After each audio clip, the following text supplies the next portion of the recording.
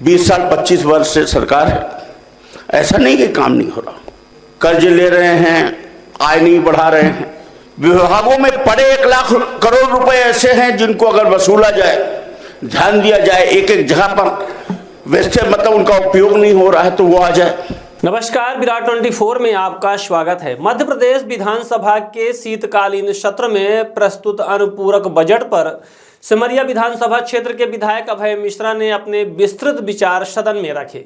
उन्होंने कहा कि कोई भी बजट तभी सार्थक माना जाता है जब वह प्रदेश की जनता की वास्तविक जरूरतों को पूरा करे, खासकर किसानों, युवाओं, कमजोर वर्गों और ग्रामीण इलाकों को उसका सीधा लाभ मिले। अभय मिश्रा ने सरकार से मांग की कि बजट की राशि केवल कागजों पर न दिखाई दे, बल्कि उसका क्रियान्वयन जमीन पर साफ नजर आए। उन्होंने स्वास्थ्य, शिक्षा और रोजगार को सर्वोच्च प्राथमिकता देने की आवश्यकता जताई और कहा कि प्रदेश के विकास के लिए इन क्षेत्रों का मजबूत होना बेहद जरूरी है। विधायक ने बजट में पारदर्शिता और जवाबदेही सुनिश्चित करने पर भी जोर दिया ताकि प्रत्येक योजना का लाभ वास्तविक हितग्राहियों तक पहुंच सके।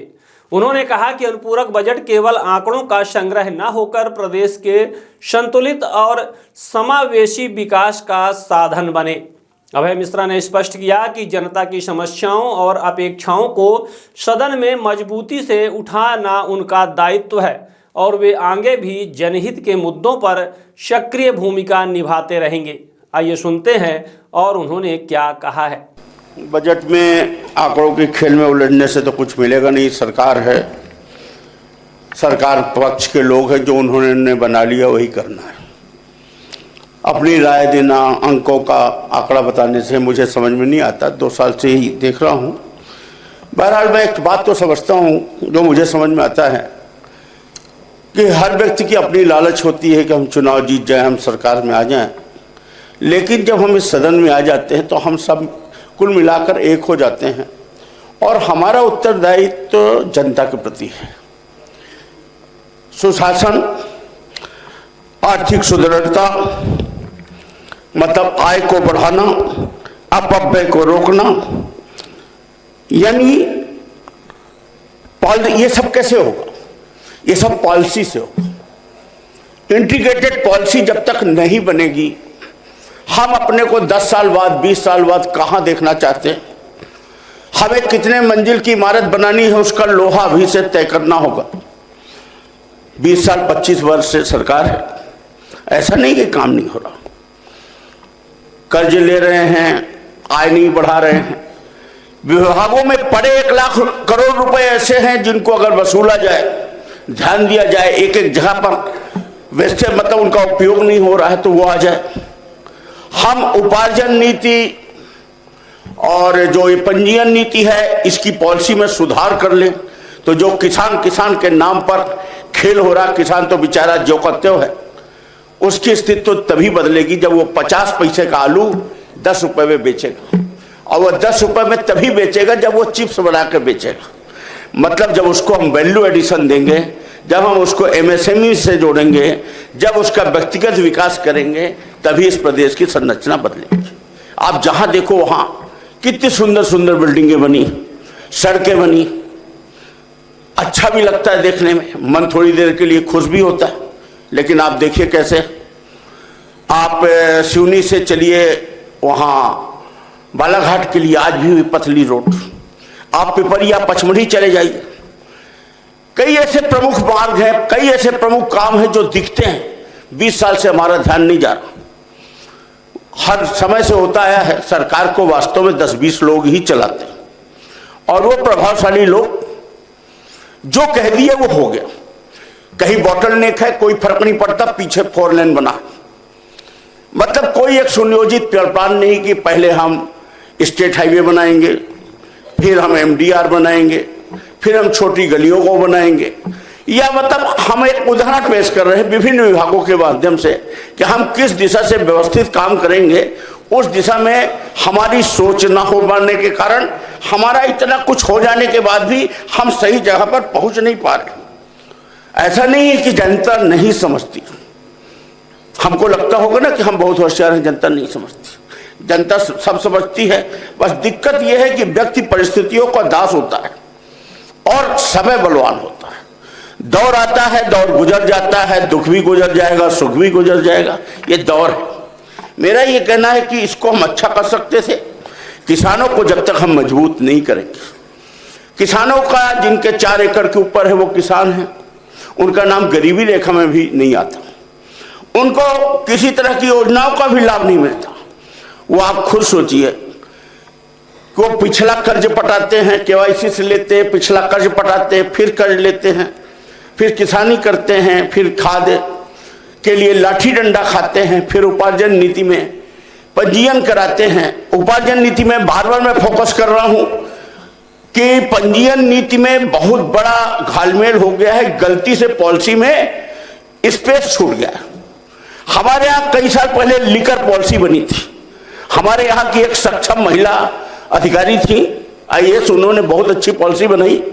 उसका परिणाम यह हुआ कि हाथ से बच गई चीज। हमें ऐसा समझ में आता है कि जब तक कोई भी पॉलिसी बहुत टाइट नहीं बनेगी, हम स्पेस देंगे, तो कोई भी हमें क्यों छोड़ेगा। किसान के नाम पर किसान जो करते हुए आप देखिए, जो एक समिति प्रबंधक होता है, जो एक कोटेदार होता है, जो तोड़ने में जाता है, फिर वो जुगाड़ कर लेता है, एक महीने में, एक सीजन में एक स्कॉर्पियो ले आता है। खैर, अब आ जाते हैं, ये जो बढ़ता कर्ज है, ये आत्मघाती बम 20 वर्ष से हैं, 25 वर्ष से, हो सकता है आप आगे और भी रहें। ये बम आप ही पे फूटना, इसका कहीं ना कहीं तो अंत होगा ही।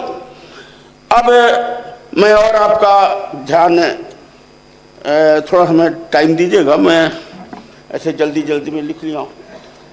अब MSME योजना में व्यापक संभावना।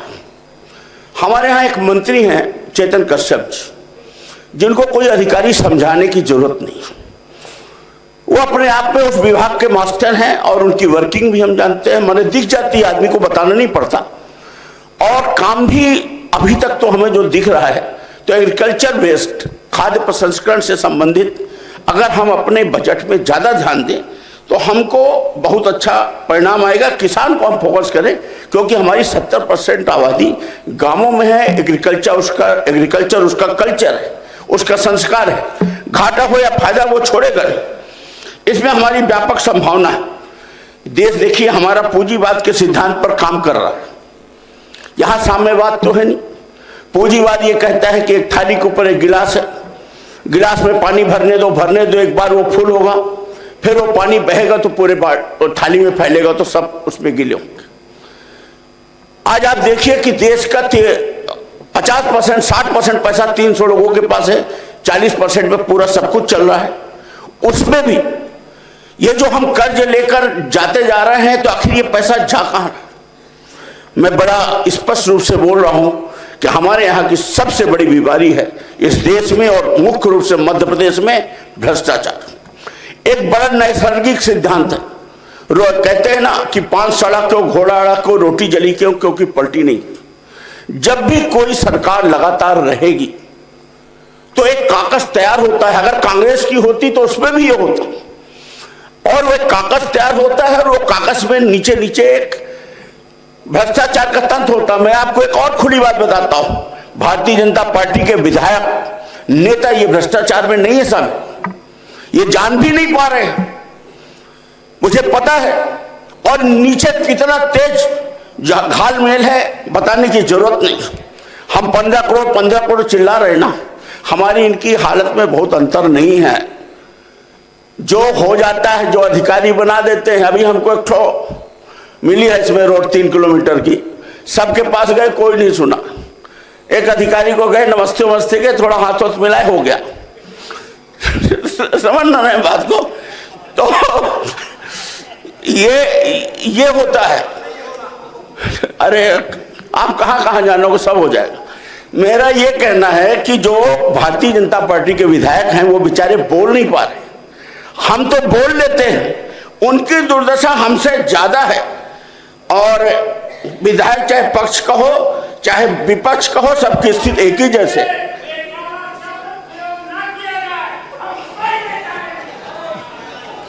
अभी हमारे यहाँ रामलीला है, हम आपको ले चलेंगे।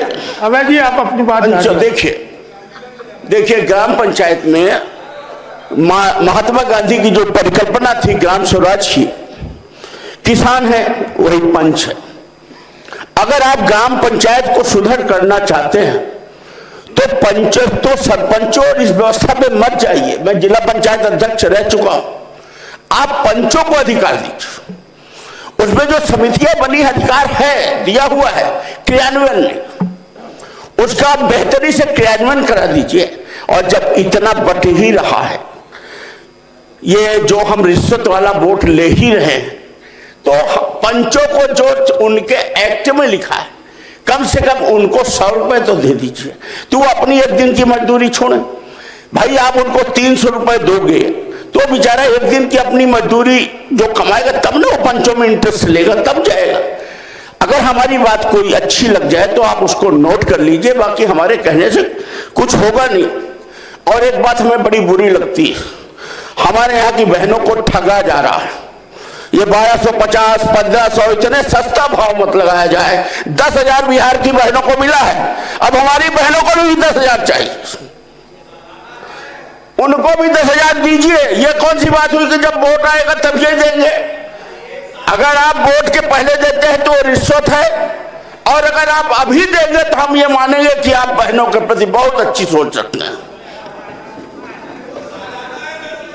हाँ ठीक है ना, सालाना तो अभी जो करिए। हॉस्पिटल में देखिए गड़बड़ी कहाँ है। हॉस्पिटलों में दवाई के नाम पर स्टाफ नहीं, हमने बिल्डिंगें बना दी हैं, स्कूलों में स्टाफ नहीं। जो हमने बेरोजगार की दिशा में काम नहीं किया 20 साल पहले से शुरू कर देना चाहिए। आज आउटसोर्स के भरोसे प्रदेश चलने लगा। दूर की सोच नहीं थी। कांग्रेस की सरकार थी, कैसे भी थी, हम भारतीय जनता पार्टी की सब बात मानने को तैयार, पर कहीं जीआरएस, कहीं पंचायत कर्मी, कहीं शिक्षा कर्मी, कहीं छोटे छोटे तो रोजगार पैदा किए जाते थे कि नहीं, ये कल्चर ही बंद हो गया। और अभी हम आपको बताएं, हमारे यहाँ जरमोहराबाद नहर खराब, उसमें दाईं तट बाईं तट, हम विधायक नहीं उसमें नहीं दे सकते। इसमें कुछ नियम बना हुआ है, सिंचाई विभाग के अधिकारी लेने को तैयार नहीं है। हम कह रहे हैं कि हमसे 20-25 लाख ले लो। अब गलती हो गई, ध्यान नहीं आ रहे तो वहां भी अधिकारी के पास किसी चले जाते, ऊपर हो जाता। इनसे मांग के थक गए, 25 लाख ये नहीं दिए। सोच में विकृति है, उससे होगा क्या भाई? किसी विधानसभा में अगर हम जीते हैं और भारतीय जनता पार्टी का विधायक हारा है तो ऐसा नहीं कि 0 हो गया, हम 1000 वोट से जीते। 1000 वोट का ऊपर नीचे हुआ ना, लेकिन बाकी वोट तो आपको भी मिला ना, पर आप बदला तो पूरे से ले रहे हो ना। वो जो वोटर जो आपको दिया उसका क्या है? नेताओं की नेतागिरी में राशि प्रदत्त हो रही है। अब मैं आपको एक और अच्छी चीज दिखा रहा हूं। मैं सिमरिया में चाहता हूं अगर संभव हो, वैसे मुझे उम्मीद नहीं है, इसलिए कह दे रहा हूं कि हमारे क्षेत्र की जनता ये ना कहे कि हमने मांगा नहीं। तो सिमरिया में हमारे बाईपास बना है, नगर पंचायत के अंदर ट्रक जाते हैं।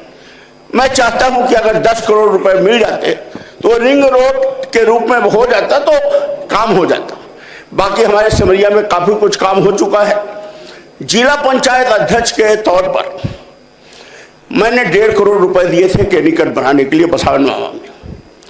फिर उसमें बड़ी रुकावट आई, बाद में 2-3 साल हमारा समय खराब किया गया राजनीतिक दबाव के कारण। फिर यह हुआ कि इसकी लागत 4 करोड़ हो गई। हमारे, चूंकि मैं जिला पंचायत अध्यक्ष था, मध्य प्रदेश की सबसे बड़ी जिला पंचायत हमारी रीवा थी, सभी सदस्यों ने एकमत होकर दे दिया 4 करोड़। नहीं तो सब अपना 10-10 लाख लेते, कहीं हैंडपंप कराते, कहीं कुछ। वो 4 करोड़ रुपए हमारी परिसर रही है, पर राजनीतिक दबाव के चलते निकट नहीं बन रहा है। 1.5 करोड़ रुपए हमारे जिला पंचायत का हमारे यहाँ कौआधान रोड में, जहां की डीएमएफ की राशि मिलनी चाहिए थी वहां तो मिली नहीं। जो हमने दिया उसमें काम नहीं हो रहा है। अब आप देखिए कि खेल कैसे होता है। रीवा के आप लोग समझे ना समझे, हम जो बोल रहे हैं, ये जो बन रहा है, ये रीवा में चलेगा। रीवा की जनता तो जानेगी। अभी अभी रीवा में पुल बना है, सिरमौर चौराहा फ्लाईओवर, नागपुर सामान तिराहा और वाड़ा रशीद नागपुर सिरमौर चौराहा, ये गारंटी में है, डीएलपी में है। कहने को तो ठेकेदार कोई और है, पर वास्तविक ठेकेदार कोई और है। और सत्ता का दुरुपयोग कैसे किया जाता है, डीएलपी में होने के बाद भी उसके चिथड़े उड़ गए तो अभी उसमें डामर करके उसको ढक दिया गया और राशि निकालने के लिए 2,25,00,000 और 2,09,00,000 इसमें स्वीकृत। यह है खेल। इस तरह के खेल होते हैं। इसी तरह से एक और बात बता रहा हूं, हमने माना आपके पास पावर है, आप उसको और बेहतर उपयोग करिए। रोड के ऊपर रोड, जंगल बनाए दे रहे हैं। आप पूरे यूरोप जाइए, सिंगापुर जाइए और कहीं जाइए, इस तरह नहीं है। जैसे अपने यहाँ ये मानते हैं कि हमने फ्लाईओवर बना दिया तो बड़ा तीर मार दिया। हम जबरदस्ती बना रहे हैं जहां हमारा उपयोग है भी और जहां नहीं भी है। तो इस तरह की चीजों को हम उम्मीद करते हैं कि रोकें। एक बात और हम कहेंगे, हमें जो शिक्षण अनुदान मिल रहा है, अभी कितना मिल रहा है, 75-80 लाख कुछ मिल रहा है, 75 नहीं होता। अब माननीय अध्यक्ष जी से मैंने कहा